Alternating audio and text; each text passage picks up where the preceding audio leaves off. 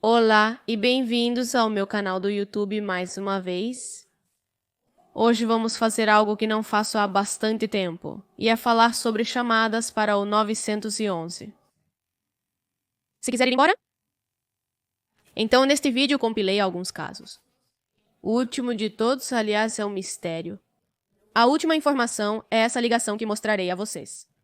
Então, lá em cima na tela vocês já podem ver o resto dos meus casos. Abaixo estão minhas redes sociais, caso queiram me seguir. E sem mais nada para dizer, vamos começar.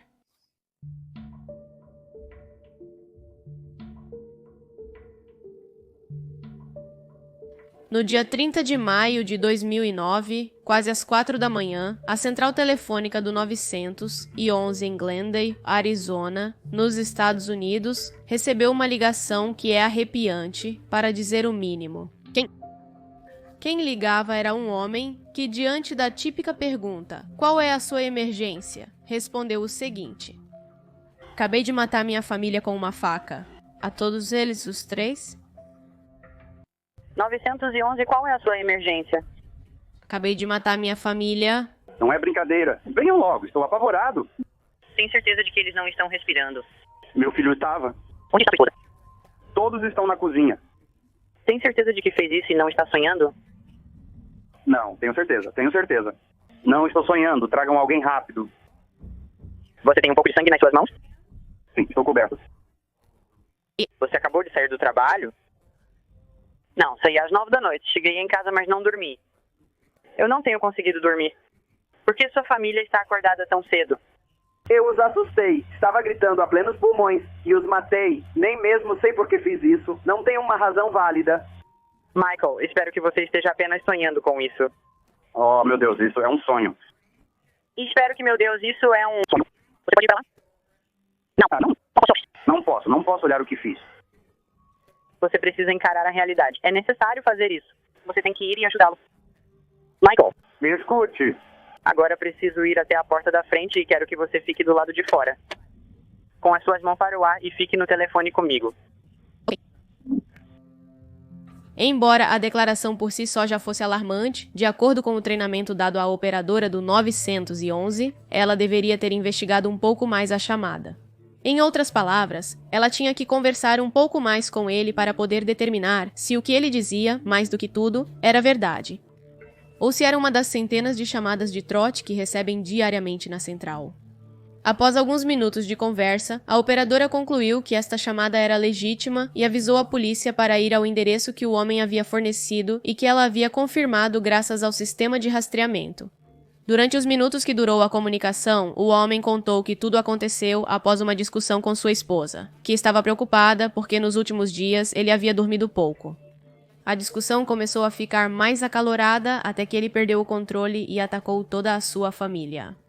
A polícia chegou à residência alguns minutos depois.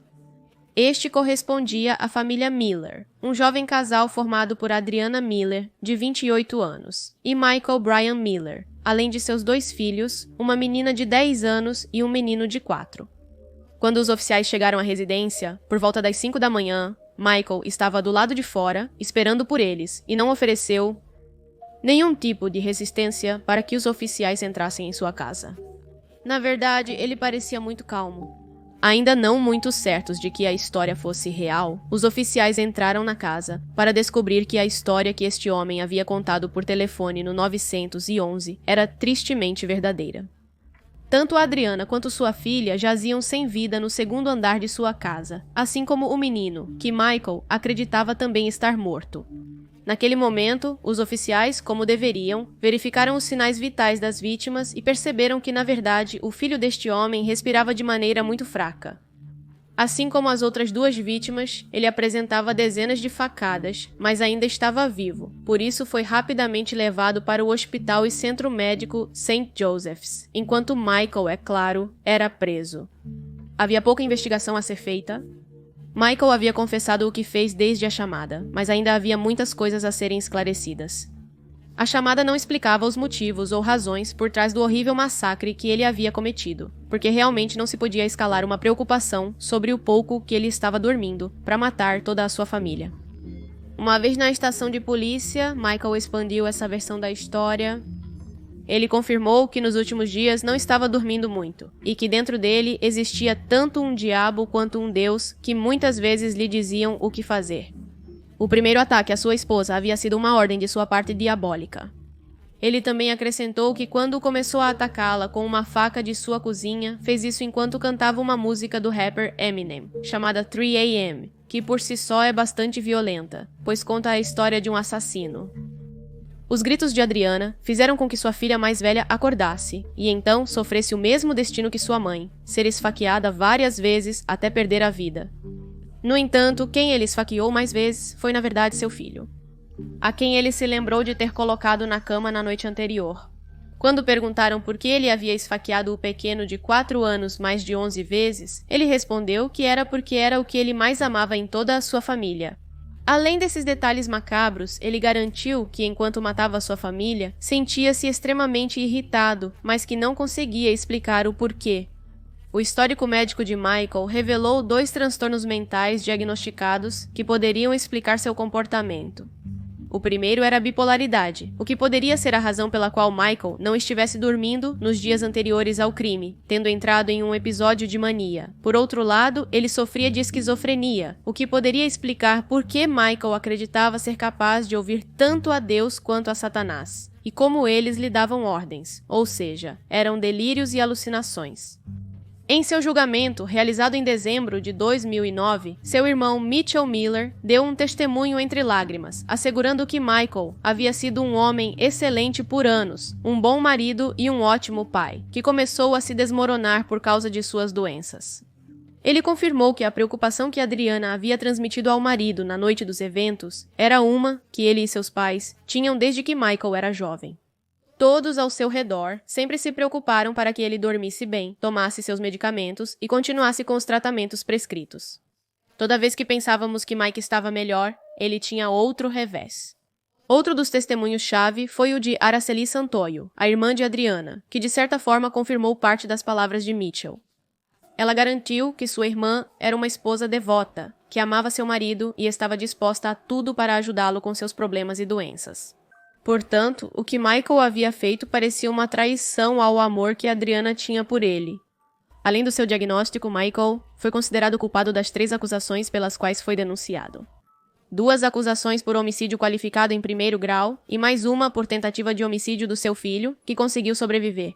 Tanto o júri quanto o juiz consideraram Michael culpado das acusações que lhe foram feitas. Por isso, ele foi condenado à prisão perpétua pelos homicídios de sua esposa e filha, além de 10 anos adicionais pela tentativa de assassinato de seu filho, sem possibilidade de apelar sua sentença ou ter acesso à liberdade condicional.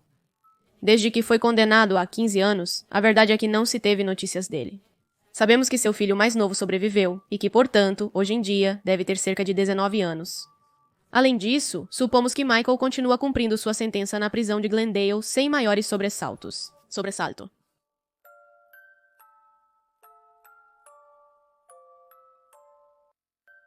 Vicky Edge, de 59 anos, foi encontrada espancada até a morte dentro da casa do seu namorado, Jerry Autumn. A família de Vicky havia pedido que a polícia fizesse uma verificação de bem-estar porque não sabiam nada sobre ela. Os vizinhos haviam visto seu namorado caminhando fora da casa, mas sem a Vicky. Vicky Edge, proprietária do Spa Edge of Paradise Day. Naquele dia, 7 de agosto de 2020, ela tinha vários clientes, mas não atendeu nenhum. Ela nem mesmo avisou que estaria ausente e já se passaram 2 dias inteiros sem se comunicar com absolutamente ninguém. Vale ressaltar que, como em muitos desses casos, essa não era uma atitude normal dela. Vicky não costumava cancelar, ou melhor, nem mesmo avisava que cancelava. Por tudo isso, pessoas próximas a ela decidiram tentar ir procurá-la na casa do seu namorado, Jerry, onde ela costumava estar. Ninguém falou com ela ontem ou hoje. Ela não está retornando nenhuma ligação da mensagem, nada, apenas ficou em silêncio. Silêncio no rádio por quase 48 horas. Casa do namorado. Ela está aqui visitando o namorado dela. Acredito que ela está aqui há alguns dias. O carro dela está aqui fora. O cachorro está dentro latindo. O vizinho aqui disse. Eles apenas viram um homem na estrada andando, tentando. Mas uma vez que chegaram ao local, só encontraram o cachorro latindo e o carro da mulher na entrada sem a placa. E apesar dos vizinhos terem visto Jerry, ninguém atendia a porta da casa quando batiam desesperados. Ou seja, o homem saiu para passear com o cachorro da namorada, entrou em casa, não respondeu, também não atendia chamadas, mensagens, nada. O mistério do que aconteceu com a Vicky foi resolvido apenas quando a polícia chegou à entrada daquela casa.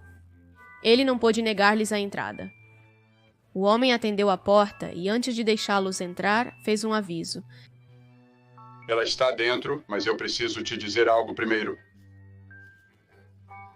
Vicky estava morta há 2 dias. Jerry não resistiu à prisão, mas também não falou muito, pois sabia que era melhor fazer isso com um advogado ao lado. Quando os oficiais entraram, lá estava Vicky, no chão ao lado do sofá da sala, morta. Jerry e Vicky se conheceram através de um aplicativo de namoro. Vicky usava aplicativos para conhecer pessoas o tempo todo. Esperava poder encontrar alguém ideal para compartilhar sua vida e não iria desistir. Foi assim que, depois de se cruzar com homens com os quais não era compatível, ela se cruzou com Jerry, de 61 anos. Após alguns encontros, eles pareciam levar o relacionamento a sério e queriam passar mais tempo juntos. Vicky, por sua vez, estava apaixonada e, mais do que tudo, muito iludida com o futuro ao lado deste homem, apesar dos avisos de suas amigas, que insistiam que o relacionamento estava indo rápido demais. Vocês têm que entender que Vicky era uma pessoa muito positiva, uma parte da comunidade que sempre estava ativa para os outros, doava para a caridade e ajudava em abrigos para mulheres. Ela se preocupava tanto com outras pessoas que até mesmo esperava doar seu rim para um estranho. Infelizmente, na semana de sua morte, ela descobriu que tinha câncer de cólon em estágio 2, o que tornava impossível que ela fosse doadora. Assim, ela passou o último dia de sua vida procurando um doador alternativo para a mulher a quem pretendia ajudar inicialmente. O importante era que seus amigos e família a viam muito feliz. E, é claro, eles não sabiam o tipo de pessoa que Jerry realmente era. Se Vicky era caridosa e honesta, ele era exatamente o oposto. Talvez o mais importante é que ele era um mentiroso patológico, uma pessoa que mentia de forma descarada e quase automática. Ele havia dito a uma de suas ex que era dono de uma grande empresa e que, portanto, era milionário. Ele deve ter dito o mesmo para a Vicky, pois ela parecia convencida de que se casaria em breve. Alguns meses de relacionamento se passaram quando eles confessaram que iriam se casar. Vicky estava emocionada, não conseguia parar de sorrir, mas a situação era um tanto estranha. Jerry não parecia muito feliz. Ele não apenas prometeu se casar, mas também a cobria de presentes. Ele dizia que ela poderia comprar o que quisesse como presente. Insistia em ver casas juntas, porque iriam morar em um novo lugar depois de se casarem. Jerry usava roupas genéricas e dirigia uma caminhonete velha. Essas coisas por si só não provam que ele não tinha dinheiro. Não há necessidade de se exibir com roupas de marca, nem comprar a caminhonete mais nova e mais cara se a anterior não está quebrada. Mas Jerry não se mostrava assim por decisão própria porque ele era muito humilde.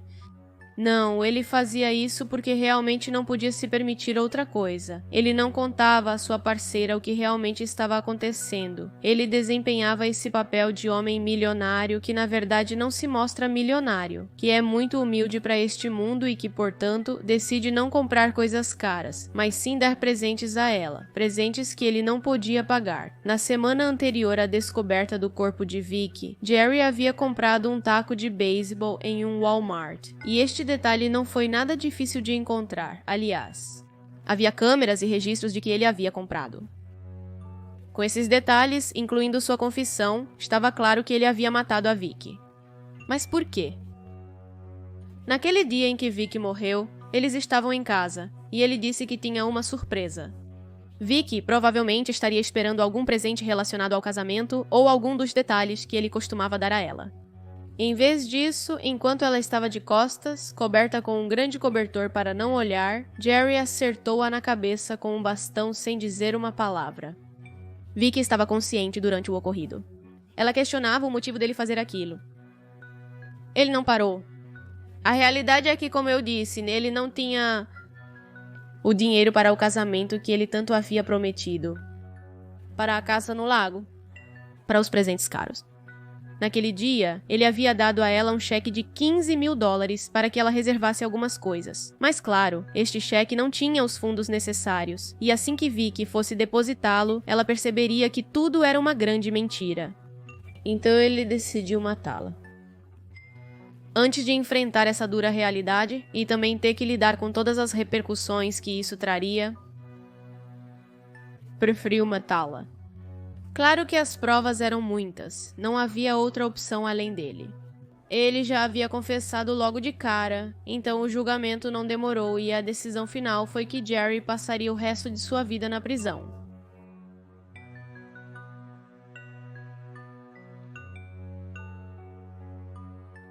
O número de emergência do Chile recebeu uma ligação que a princípio parecia errada. Uma mulher queria uma pizza. Olá, eu gostaria de algo para comer. Você está ligando para o 133 dos Carabineiros. Sim, eu sei, o endereço é... Você está sofrendo alguma agressão? Setor Amanhecer. Você está sofrendo alguma agressão? Sim. Claramente, perguntaram a Yvette Nekul, de 22 anos, se ela sabia que não estava se comunicando com uma pizzaria, e ela respondeu que sim. Entendendo que não havia sido um erro, mas uma mensagem codificada para que a resgatassem de uma situação perigosa, uma patrulha foi enviada para sua residência. Ao chegar à residência, o namorado de Yvette se surpreendeu ao descobrir que quem estava na porta não era o entregador, mas a polícia. Rapidamente, eles retiraram a mulher do local, e ela pôde contar que seu parceiro havia lhe dado 3 golpes na cabeça, então ela temia por sua vida. Ele se alterou, me empurrou para a cama e começou a me bater com os punhos e tentou me estrangular. Comecei a empurrá-lo com as minhas mãos e ele quebrou o meu dedo mindinho. Mesmo assim, me defendi. Dei um chute nele porque ele estava me batendo com os punhos na cabeça e... estava doendo. Eu estava com medo, ele me encharcou com colônia e me ateou fogo. O marido de Yvette, Agustin Fuente Alba, foi preso pelo abuso, pois não apenas a golpeou na cabeça, mas também a estrangulou e a encharcou com perfume numa tentativa de atear fogo nela, conseguindo queimar seu braço. Se a história parece familiar, é provavelmente porque você a conhece, mas também aconteceu nos Estados Unidos, mais precisamente em Ohio. Há muito tempo circula na internet uma ligação para o 911, onde a vítima pede ajuda da mesma forma, pedindo uma pizza por telefone, algo que seu agressor não imaginava. Eu gostaria de pedir pizza. Você ligou para a emergência para pedir uma pizza? Sim, apartamento. Este é o número errado para pedir uma pizza. Não. Você não tá. Estou te pegando agora. O outro cara ainda está lá? Sim, eu preciso de uma pizza grande. E a assistência médica, como está? Você precisa de um médico? Pepperoni, desligue as sirenes antes de chegar. O chamador pediu uma pizza e concordou com tudo que eu... Mencionou a ocorrência de violência doméstica. Deste caso, foram feitas muitas paródias e também referências nas redes sociais. Talvez tenham ouvido alguma reinterpretação. Simão Rey Lopes foi preso depois que uma mulher ligou pedindo pizza e respondendo todas as perguntas relacionadas a uma emergência que o operador fez a ela. Na verdade, a pessoa que fez essa ligação foi a filha da vítima de violência, que naquele momento tinha 57 anos e vivia com Simão Lopes. Essa ligação é a que inicialmente se tornou viral e causou um pouco de controvérsia. Por um lado, há pessoas que não querem que essa técnica de pedir ajuda seja conhecida, justamente porque um agressor poderia perceber o que está acontecendo e a situação poderia escalar rapidamente. Por outro lado, há pessoas tratando isso como algo normal, como algo que deveria ser feito caso haja alguém mais no quarto e não queira chamar atenção. No caso da polícia de Los Angeles, eles decidiram falar sobre isso para evitar confusões. Eles esclareceram que é mais fácil simplesmente entrar em contato com o serviço de emergência através de uma mensagem de texto. Montar uma conversa em código sobre pizza, comida chinesa ou qualquer tema inventado pelos interlocutores é desnecessário. O importante que destacaram é que se deve falar de forma clara para que a outra pessoa entenda o que está acontecendo e perceba que há uma situação de emergência.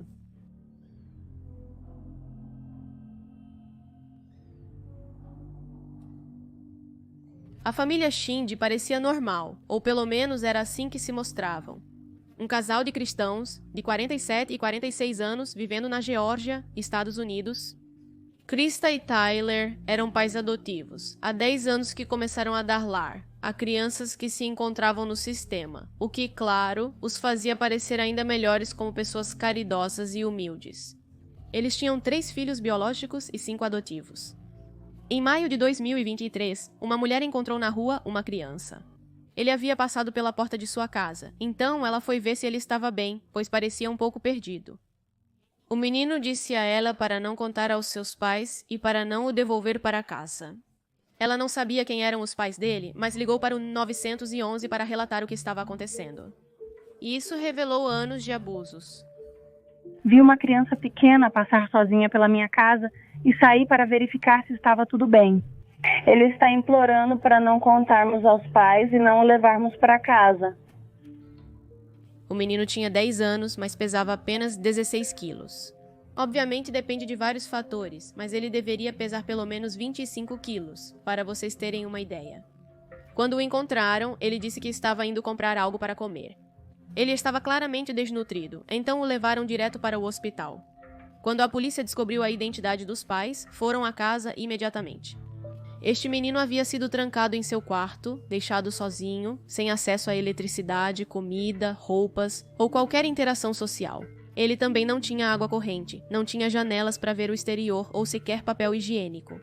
Basicamente, ele estava sozinho em um quarto por tempo indefinido. Os pais haviam educado seus filhos em casa, então ele não tinha nenhum motivo para ir a uma escola e alguém perceber que algo estava errado com um deles. Os outros irmãos não pareciam estar feridos, mas o irmão mais velho de 20 anos, Ethan, foi preso junto com seus pais. As acusações contra os pais incluem tentativa de homicídio, bem como crueldade de primeiro grau contra crianças por causar dor física e mental excessiva ao filho ao intencionalmente privá-lo de comida por um longo período de tempo. Tudo o que fizeram a esta criança de 10 anos exigiu atenção médica. No dia 6 de junho, Ethan foi registrado no centro de detenção do condado de Spalding por 2 acusações de assalto agravado em relação ao mesmo caso de abuso que envolvia seu meio-irmão de 10 anos. As ordens do caso alegam que ele atacou seu irmão autista, batendo em seu corpo, cabeça e rosto.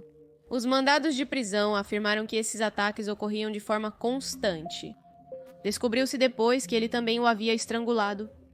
Não foi concedida fiança a esta família, pois havia uma alta probabilidade de tentarem fugir. E não há muitas notícias desde então, já que o caso foi descoberto em 2023. Mas, sem dúvidas, essa ligação para o 911 mudou a vida desta família para sempre.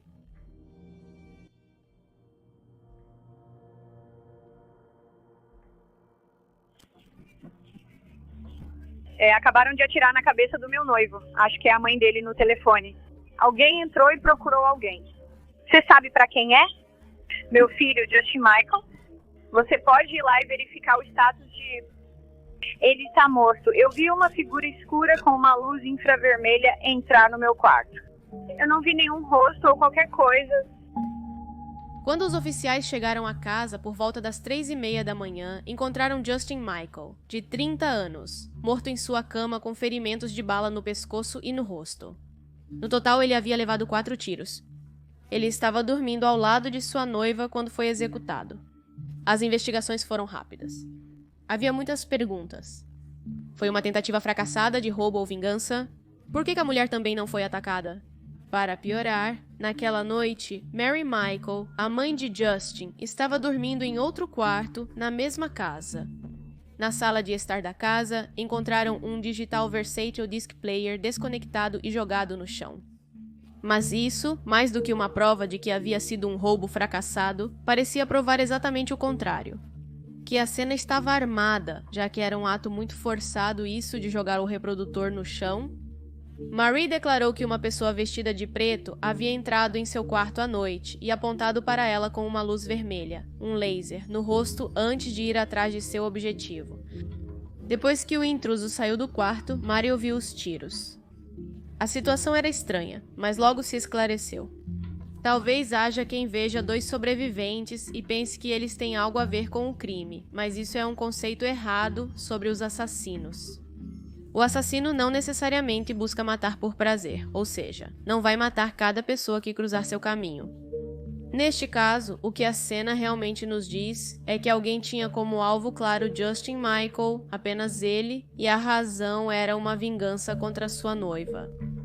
Enquanto os oficiais coletavam depoimentos, Angie, a noiva, disse-lhes que em 2013, antes de conhecer Michael, ela havia saído com um homem chamado David Moffat. Isso só durou 3 meses, mas parece que foi o suficiente para David se tornar obcecado. David Moffat havia estado enviando mensagens terríveis para Angie depois que terminaram, mas nada disso parecia ameaçador para ela.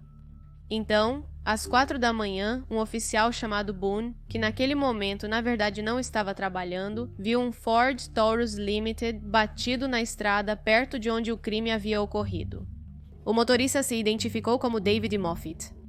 Uma busca no dia seguinte, no local do acidente, encontrou 2 carregadores com munições que coincidiam com a marca das cápsulas de projéteis encontradas na cena do crime de Justin. Assim como um par de protetores de ouvido e um recibo que continha o nome de Andrew Wagner, outro ex-namorado com quem Angie havia saído pouco antes de começar seu breve relacionamento com David. Uma busca na casa deste homem encontrou evidências de que ele havia feito uma identificação falsa, usando o nome de Wagner. Davey comprou a arma de fogo utilizada no assassinato de um vendedor em Sigourney, usando o nome de Wagner. David foi acusado de assassinato em 1º grau e roubou 9 de maio de 2014.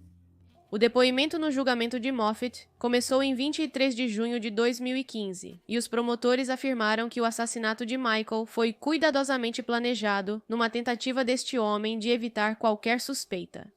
Contudo, ele não esperava se acidentar perto da cena do crime. Os promotores argumentaram que este homem matou Michael após meses de raiva pela relação que ele tinha com sua ex-namorada. David havia aceitado um trabalho no Wells Fargo cerca de 2 meses após o término e acabou trabalhando em um departamento junto com Michael. Chegou-se à conclusão de que David estava muito irritado com a surpresa das notícias em setembro de 2013 de que essa mulher iria se casar com outra pessoa. Foram encontradas notas na casa de David Moffat, sugerindo que ele estava vigiando a casa de Michael, pois também estava coletando informações sobre os vizinhos e as possíveis formas de entrar na casa. Finalmente, David Moffat foi considerado culpado pelo crime de assassinato e foi condenado à prisão perpétua sem possibilidade de liberdade condicional. A defesa deste homem disse que tudo isso foi causado por uma doença mental e os efeitos colaterais dos antidepressivos, que, segundo a defesa, fizeram com que ele atirasse no parceiro de sua ex-namorada. A defesa esclareceu que desde o término do relacionamento, ele ficou cada vez mais perturbado até descobrir sobre o noivado. Aí começou um ódio praticamente irracional por essa pessoa que ele não conhecia. Em janeiro de 2014, no mesmo mês em que este homem deixou o Wells Fargo, David disse ao seu terapeuta que estava pensando em matar uma pessoa e, diante dessa confissão, ele prescreveu um medicamento antipsicótico por um curto período de tempo. Agora, David parou de ver seu terapeuta, mas continuou tomando medicamentos esporadicamente, ou seja, ele não tinha nenhum controle. Contudo, o debate sobre sua saúde mental não bastou para libertá-lo da prisão.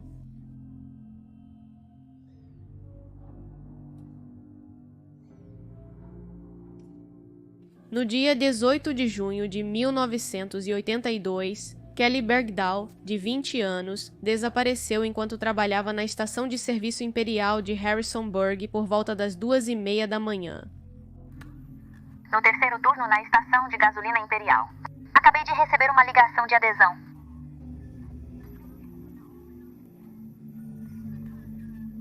Fui abordado de maneira imprópria por um cara no estacionamento segundos antes de receber uma ligação, mas o ignorei. A família Burke vivia em Harrisonburg, Virgínia. Os pais, Fred e Rachel, criaram 3 filhas, um filho e um filho adotivo lá juntos. Por sua vez, Kelly, aos 15 anos, em 1977, casou-se com um homem chamado Dale Dove depois de engravidar, então decidiram se mudar para viver juntos. De qualquer forma, a casa da família Dove estava a apenas 20 minutos da casa dos Kelly, o que era ideal, pois a família se mantinha muito unida e em constante contato. A filha de Kelly, Dale Tammy, nasceu em dezembro de 1977. Claramente, a vida de Kelly a partir desse ponto não foi fácil, mas com esforço ela terminou o ensino médio e decidiu se inscrever na universidade comunitária local. Um dia ela daria uma vida melhor para sua filha, esse era o plano. Aos 20 anos, Kelly estava trabalhando no posto de serviço imperial e compartilhava esse emprego com suas irmãs Deb, Rose e Elaine, Deb sendo a gerente. No dia 17 de junho de 1982, 3 dias antes do Dia dos Pais, Elaine diz que se lembra de ter brigado com um de seus irmãos. Então, irritada, foi até Kelly para que ela a consolasse. Lembro-me de tê-la abraçado depois que ela me fez rir, como sempre fazia. Eu a abracei e disse, eu te amo, irmã. Te verei neste fim de semana. No entanto, nunca mais a viu. Naquele mesmo dia, Kelly estava trabalhando no turno da noite no posto de gasolina porque havia trocado o horário com uma de suas irmãs. Mãe ligou para o local por volta das 11 da noite para ver como ela estava. Quando falaram, não parecia que havia algo fora do lugar. A noite estava mais que nada tranquila. Lembre-se que isso é um posto de serviço noturno. Por isso justamente ela ligava para sua mãe, porque era algo um pouco preocupante. Às 11 tudo parecia bem, mas já para a madrugada de 18 de junho mudou. Às 2h27 da manhã, Kelly entrou em contato com as emergências. Havia um homem andando pela estação e disse que ele estava vestido de maneira inadequada, embora não saibamos exatamente o que ela quis dizer com isso, já que Kelly não pôde ser específica naquele momento. Disse que talvez ele tenha tirado a roupa ou mostrado algo, mas naquele momento de desespero, ela não conseguiu formular bem a frase para dizer exatamente o que esse homem havia feito. Então ela avisou a polícia, desligou o telefone e 2 minutos depois, ligou novamente para dizer que queria que eles fossem verificar por si mesmos. Era evidente que ela não queria ficar a sós com essa pessoa. Kelly disse à polícia que o homem havia ligado para a estação de fora e estava dizendo obscenidades para ela. Ela disse que ele estava dirigindo um Ford prateado. E essa é a única informação que realmente temos sobre essa pessoa. Nenhuma descrição sobre como ele parecia, como falava, apenas que dirigia um Ford prateado. Às 2h31 da manhã, Kelly fez uma terceira e última chamada para a polícia. Nesta, o desespero era demais. Ela implorou para que eles fossem ajudá-la, já que o homem continuava a assediá-la. Antes de cortar, ouviu-se um barulho atrás e Kelly desapareceu. Segundo a polícia, eles chegaram apenas alguns minutos após a última chamada. No local, a única coisa que faltava era Kelly. Tudo o mais estava intacto e nas mesmas condições de sempre. Após o desaparecimento de Kelly, o pai de Tammy, Dale, concedeu a custódia legal total de Tammy aos seus avós, Fred e Rachel, que se ofereceram para criá-la. Tammy tinha 5 anos quando sua mãe desapareceu. Ela tem 2 filhos agora. Faz 40 anos que Kelly desapareceu e essas ligações foram a última coisa que se soube dela. Neste caso, houve vários suspeitos, embora nenhum fosse muito importante para a polícia. A única esperança que eles têm é que com a nova tecnologia de ácido desoxirribonucleico possam encontrar o culpado, mas as ligações não ajudaram muito para identificar informações importantes. E bem, é até aqui que chegamos com o vídeo de hoje. Digam-me o que acham, e se também conheciam alguns destes casos dos quais falamos. Há algumas dessas histórias que são bastante curtas, que não se pode adicionar muitos detalhes, mas depois há outros casos dos quais, se quiserem, posso fazer um vídeo para cada um mais longo. Para recomendações de casos, caso queiram me enviar algum link, algum documento, algo muito mais longo do que pode ser um comentário do YouTube, abaixo na descrição de todos os meus vídeos está meu e-mail, caso queiram enviar tudo isso para lá. Dito isso, aqui estão os Patreons e membros do canal. Obrigada por me apoiar dessa forma. E sem mais nada para dizer, aqui está um novo vídeo, aqui está um vídeo recomendado, vocês podem se inscrever clicando no meu rosto e nos vemos em outro vídeo. Adeus!